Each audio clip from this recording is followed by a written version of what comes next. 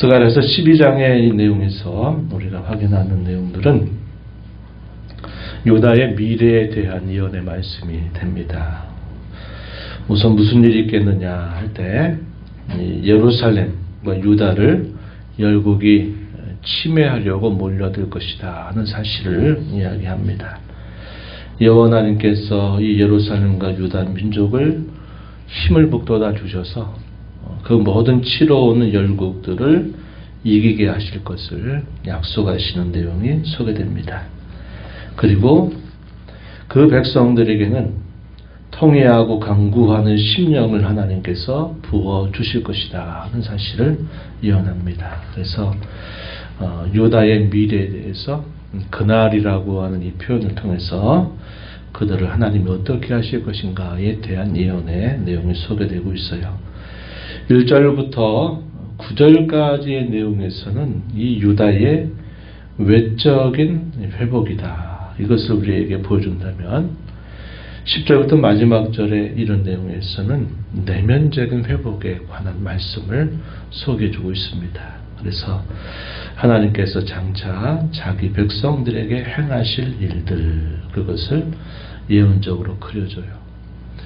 이러한 종말에 대한 이 말씀들은 우리가 구약에서 늘 이런 표현들이 나타날 때마다 우리가 이런 표현들을 이해할 때는 예수님의 이 땅에 오심으로부터 이 일들이 시작되었다는 사실을 우리에게 보여주고, 이것이 훗날에 가서 이것이 모든 것들이 완성되게 될 것이다 하는 사실을 보여주고 있다는 겁니다. 그래서 구약에서 선지자들이 그날을 예언하는 것들, 종말에 대한 예언은 항상 하나의 그림처럼 이렇게 그려지고 있지만 실제로 그것이 신약 시대에 이르게 되면 종말의 시작이 있고 종말의 끝이 있다 하는 사실을 우리가 알게 됩니다. 그래서 마치 우리가 멀리 떨어져 있을 때 산을 보면 그 산이 하나의 산으로 보여지게 되지만 가까이 그 산에 다가가서 보니까 그 산이 두 개의 산으로 중첩이 되어 있는 것과 똑같습니다. 구약의 선지자들이 예언한 종말은 마치 하나로 이렇게 보여져요. 그런데 신약 시대에 오게 되면 그 종말의 시작이 메시아 신 예수님이 이 땅에 탄생하신 일로부터 종말이 시작이 되고, 그 종말의 완성은 그분이 두 번째 강림하시게 될 때, 곧 재림하시게 될 때 그 모든 일들이 완성되고 있다는 겁니다. 그래서 우리가 이런 예언들의 말씀을 우리가 살필 때는 두 가지 면을 생각하는 겁니다. 이 땅에 우리가 봤을 때는 이미 2000년 전에 이 땅에 예수님이 탄생하시고 오신 일로 이 예언이 이미 성취되기 시작했다 하는 것이고, 또 우리 편에서 봤을 때 그 완성은 아직 남아있다는 겁니다. 주님이 재림하시게 될 때까지 그 온전한 성취가 남아있다 하는 거예요. 그래서 우리가 이걸 이중적인 성취다 이렇게 부르고 있다는 겁니다. 이제 그런 부분들을 염두에 두면서 오늘 말씀을 보게 되면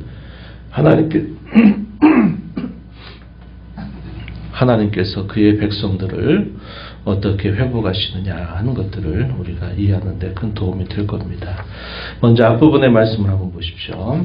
앞부분에 보면 1절에 이스라엘에 관한 여호와의 경고의 말씀이다 이렇게 말하고, 하나님을 어떻게 소개하시냐면 하늘을 펴시고 땅에 터를 세우시며 사람 안에 심령을 지으시니라. 여호와 하나님을 그렇게 소개합니다. 전지의 창조자이시면서 모든 사람을 주관하시는 분, 바로 그분이 여호와시다 하는 사실을 말해줍니다. 2절 보면 예루살렘으로 사면 모든 민족에게 취하게 하는 잔이 되게 할 것이다. 그래서 이 예루살렘을 애워쌀 것을 말해주고 있습니다. 그리고 3절에 보면 그날에는 예루살렘을 모든 민족에게 무거운 돌이 되게 할 것이다 라고 말합니다. 취하게 하는 잔, 그리고 무거운 돌이 되게 한다 말씀하셨는데, 그 무거운 돌을 드는 모든 사람들은 크게 상하게 될 것이다 이렇게 표현했습니다. 종말이 되면 하나님의 백성들을 치기 위해서 모든 이방의 백성들이 모이게 될 것이죠. 이러한 내용들을 우리가 읽을 때는 주께서 재림하시기 직전에 있게 될 일들, 요한계시록의 말씀이라든지 장래에 있게 될 일들, 마지막 순간이 이르게 될 때 사단이 모든 일들을 동원해서 하나님의 백성 혹은 그의 교회와 성도들을 공격하기 위해서 모여든 것을 우리에게 떠올려주고 있는 표현이죠. 여기서 그런 표현들을 예언하고 있다는 겁니다. 4절에 가서 보면 그날에 내가 모든 말을 쳐서 놀라게 하며 그 탄자를 쳐서 미치게 하되 유다 족속은 내가 돌보고 모든 민족의 말을 쳐서 눈이 멀게 할 것이다. 이렇게 표현했습니다. 유다 족속 자체만으로 봤을 때는 그 많은 열국이 그들을 치려고 할 때에 저항할 만한 힘이 없어요. 연약하다는 겁니다. 연약해요. 그런데 하나님께서 그들의 편이 되어 주셔가지고 그 모든 열국의 모든 군사력들을 무마시킬 것을 말씀하고 유다 족속들은 하나님이 돌보아 주신다. 이렇게 표현을 했습니다. 깨달아요. 뭘 깨달을까요? 5절에 보면 유다의 우두머리들이 마음속에 이르기를 예루살렘 주민이 그들이 하나님 만군의 여호와로 말미암아 힘을 얻었다 할 것이다. 그 자체로서는 이방 민족들을 대항할 만한 힘이 없고 매우 연약하지만 우리가 이렇게 되는 걸 보니까 만군의 여호와께서 우리에게 힘을 주셨다 하는 사실을 그들이 고백하게 될 것이다 한 겁니다. 우리들이 이렇게 그 많은 열국의 대적들로부터 둘러싸여 있음에도 불구하고 우리가 이렇게 존속할 수 있는 것은 여호와께서 우리를 도와주셨기 때문이다 하는 사실을 고백하게 되리라고 이야기하고 있는 것입니다. 하나님이 그 백성들을 강하게 하실 것을 또 약속하셨어요. 6절에 보면 그날에 내가 유다 지도자들을 나무 가운데 화로 같게 할 것이다. 곡식단 사이에 횃불 같게 할 것이다. 그 좌우에 에워싼 모든 민족들을 불살할 것이고 예루살렘 사람들은 다시 그 본곳 예루살렘에 살게 될 것이다. 안전하게 그곳에 거주하게 될 것이다 하는 겁니다. 그 열국의 모든 민족들은 마치 횃불에 타는 곡식단처럼 다 사르게 되고 말 것이다 하는 사실을 말하죠. 우리가 스가랴서 2장에서 어제도 그 얘기를 나눴지만 하나님 환상 가운데서 자기 백성들이 거주하는 그 성읍은 성곽이 필요 없는 성읍이 될 것이다. 그 이유는 여호와 하나님께서 그들에게 불로 둘러싼 성곽이 되실 것이기 때문이다 하는 환상을 보여주신 바 있습니다.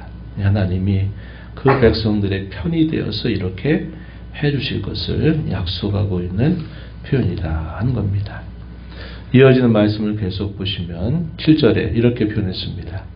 여호와가 먼저 유다 장막을 구원하리니 이는 다윗의 집의 영광과 예루살렘 주민의 영광이 유다보다 더하지 못하게 하려 함이니라. 하나님께서 유다 장막을 구원하시고 그들을 영광스럽게 하실 것을 약속하고 있는 말씀이죠. 또 8절에 보면 그날에 여호와가 예루살렘 주민을 보호하리니 그 중에 약한 자가 그날에는 다윗 같겠고 다윗의 족속은 하나님 같고 무리 앞에 있는 여호와의 사자가 될 것이다. 그만큼 자기 백성들을 강하게 하나님이 붙들어 주실 것이다 하는 사실을 말씀하고 있다 하는 겁니다. 이것이 외적인 면으로 하나님이 이 예루살렘 혹은 유다를 향해서 하나님이 행해 주실 것들을 말씀하시는 내용들이 되고 있다는 겁니다. 그렇다면 내면적으로는 자기 백성들에게 어떻게 하나님이 은혜를 주실 것인가? 10절 이하에 보면 이렇게 말합니다. 내가 다윗의 집과 예루살렘 주민에게 은총과 간구하는 심령을 부어주겠다. 이렇게 말씀하셨어요. 계속 보시면은 10절에 그들이 그 찌른 바 그를 바라보고 그를 위하여 애통하기를 독자를 위하여 애통하듯 하며 그를 위하여 통곡하기를 장자를 위하여 통곡하듯 할 것이다. 뭐가 떠오릅니까? 이 말씀 보니까 예수님이 십자가에 처형된 것을 보고 훗날에 그들이 그의 처형에 대하여 슬퍼하고 애통할 것에 대해서 미리 예언해 주는 말씀이로구나 하는 것을 우리가 보게 된다는 겁니다. 예수님 시대 메시아에 대한 예언의 말씀이 여기 또 소개되고 있어요. 그래서 이 스가랴서가 누차 말씀을 드리지만 메시아에 대하여 구약에 이미 활동하셨던 메시아에 대하여 그리고 장차 탄생하셔서 그가 행하실 일에 대한 매우 구체적인 예언을 이 스가랴가 담아주고 있다 하는 겁니다. 이게 스가랴서가 갖는 특징이다. 그런 말씀을 드렸어요. 왜 통한 겁니까? 자신들이 잘못한 일에 대한 깨달음 때문에 우리가 해서는 안 된 일을 했구나 하는 사실들을 알게 되는 거죠. 신약시대로 와서 예수님이 십자가에 달려 돌아가셨다가 승천하시고 난 직후 10일이 지나 오순절이라고 하는 명절이 그들에게 다가오고 오순절날 성령께서 강림하시게 되면서 놀라운 변화가 일어나게 됩니다. 당시에 마가다락방에 모여있는 신자들이 성령의 충만함을 받아서 하나님의 큰일을 말하기 시작하고 이게 도대체 무슨 일인가 해서 여러 곳곳에서 예루살렘을 방문한 예루살렘의 순례자들이 모이는 그곳에서 이 베드로 사도 그리고 예수님의 이런 사도들이 기적 같은 일들을 행하고 그 일가닥에 사람들이 막 모여드는 일들이 있게 되죠. 그럴 때 베드로 사도가 그들 가운데 복음을 전합니다. 그 복음을 들었던 사람들이 무슨 일이 생겨나요? 너희가 십자가에 못 박았다. 예수 그리스도 하나님의 아들을 너희가 십자가에 못 박았다 하는 사실을 지적했을 때 그 심령들의 마음에 변화가 일어납니다. 그래서 3,000이나 되는 사람이 갑자기 다 회개하고 그들이 그리스도인이 되는 놀라운 변화가 일어나게 된 겁니다. 그 계기가 뭘까요? 자신들이 십자가에 못 박으라고 내주었던 예수 그분이 바로 하나님께서 우리에게 보내신 구원자였다. 그분이 바로 하나님의 아들이셨다는 사실들을 뒤늦게 깨닫고서 그들이 탄식하고 애통할 때 너희가 회개하고 복음을 믿으라. 그리하면 너희에게 즐겁게 되는 날이 올 것이다 하는 그 말씀을 듣고 그들이 회개하여 예수님을 믿고 구원받게 되는 사건이 일어나게 된 것이죠. 여기 스가랴 선지자를 통해서 예언했던 이런 말씀의 내용이 이렇게 성취되었다는 사실을 신약 성경은 우리에게 보여주고 있는 겁니다. 이런 일들은 계속 일어나는 일이죠. 예수님이 누구이신가를 인격적으로 만나고 그분을 체험하게 된 사람은 예수님이 십자가에 달리신 그 죽음을 보고 자기의 죄에 대한 죽음인 줄 깨닫고 그걸 통해서 애통하고 회개하는 역사가 일어나면서 그들이 구원에 이르게 되는 복을 받게 된다는 것을 우리는 알게 되는 겁니다. 여기 11절 말씀에서 보면은 이렇게 표현했어요. 그날에 예루살렘에 큰 애통이 있으리니 무기또 골짜기 하다드림 문에 있는 애통과 같을 것이다. 역사적으로 이 무기또 골짜기에 하다드림 문에서 있었던 애통이 뭘 말하느냐? 이스라엘의 선왕이었던 이 요시야가 전쟁 가운데 전사하게 됐을 때 모든 유대인들이 그 왕의 죽음을 슬퍼하면서 애통했던 곳이 바로 이곳입니다. 그와 같이 예수님께서 십자가에 달리신 그 일들을 보면서 신자들, 하나님의 참백성들이 가지게 될 참된 애통과 슬픔을 이렇게 예언적으로 말해주고 있다는 것이죠. 그 일과 함께 어떤 일이 벌어질 것인가? 12절로부터 14절에 이런 내용에 보면 온 땅 각 족속이 따로 애통하되 다윗의 족속이 따로 할 것이고 그들의 아내가 따로 할 것이다. 나단의 족속이 따라오고 그들의 아내들이 따라올 것이다. 레위의 족속이 따라오고 그들의 아내들이 따라올 것이고 시므이의 족속이 따라오고 그들의 아내들이 따라올 것이다. 이 12절 13절에 소개되고 있는 족속들, 왕족, 제사장 족속들이 그들이 다 각각 따로따로 애통하게 될 것이다. 이렇게 표현했죠. 14절에 가면은 범위가 확대됩니다. 모든 남은 족속도 각기 따로 하고 그들의 아내들이 따로 할 것이다. 이 따로라고 하는 말이 무려 11번이나 반복이 되고 있습니다. 왜 이런 표현을 반복적으로 말씀하고 계실까요? 각각이 다 별개라는 거죠. 각각이 다 그 예수 그리스도께서 십자가에 달리신 사건을 보고 자신들이 그것으로 인해서 자신들의 죄에 대한 슬픔, 죄의 무서움에 대한 슬픔, 애통 이런 것들은 다 각각 따로따로 다 개별적으로 할 일이다 하는 사실을 보여줍니다. 이 말은 우리의 신앙은 뭉뚱그려서 누구 덕분에 어떻게 해서 구원받는 게 아니라는 거예요. 우리가 구원받는 신앙은 각자가 그들의 신앙과 그들이 각자가 십자가에 차용되신 예수 그리스도를 바라보고 탄식하고 슬퍼하고 애통하는 일들을 통해서 그들에게 이 구원이 임한다는 사실을 말해주는 겁니다. 제가 어제 주일로 올 때도 그 얘기했어요. 세례를 주면 언젠가 세례 받았으니까 돌아오겠지. 이런 식의 생각은 잘못됐다는 겁니다. 각각의 신앙이 하나님 앞에 독대해서 그들이 하나님을 인격적으로 만난 일이 없이는 이 구원이 그들에게 임하지 않는다는 것을 우리가 기억해야 된다는 겁니다.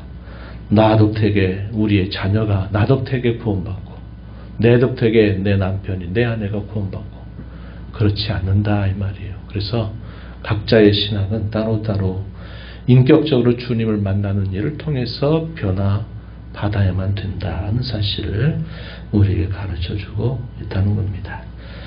이러한 말씀들은 우리가 살펴본 것처럼 예수님이 이 땅에 탄생하시고 나서 그가 행하신 일들을 볼 때 실제로 일어났던 일들이 된다는 겁니다. 이런 역사들은 주께서 다시 재림하시게 될 때까지 계속 이어지는 일을 계속된다는 거예요. 그걸 통해서 우리가 그리고 그의 백성들이 구원에 이르게 된다 하는 것을 보여줍니다. 우리가 이 말씀을 통해서 오늘 저와 여러분을 찾아오셔서 참된 회개와 참된 애통을 우리에게 주시고 예수 그리스도를 믿게 하심으로 우리를 구원하시고 많은 대적자들이 있다 할지라도 우리에게 힘을 주셔서 이기게 하시는 하나님의 은혜를 우리 이걸 통해서 확신할 수 있습니다.